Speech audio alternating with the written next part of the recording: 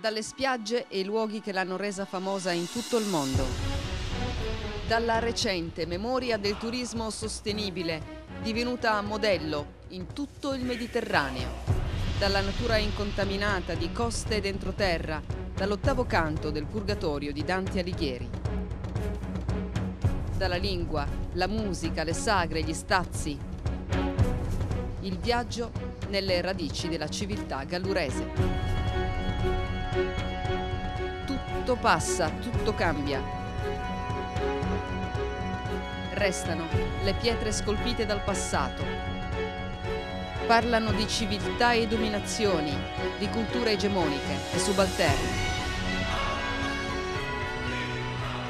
Piemontesi, spagnoli, mori, vandali, pisani raccontano di giudici e di re, di romani, greci e fenici.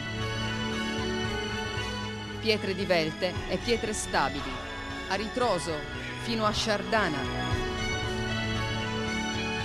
Nosce te ipsum, conosci te stesso. I luoghi non mutano, la conoscenza trasforma gli occhi di chi osserva.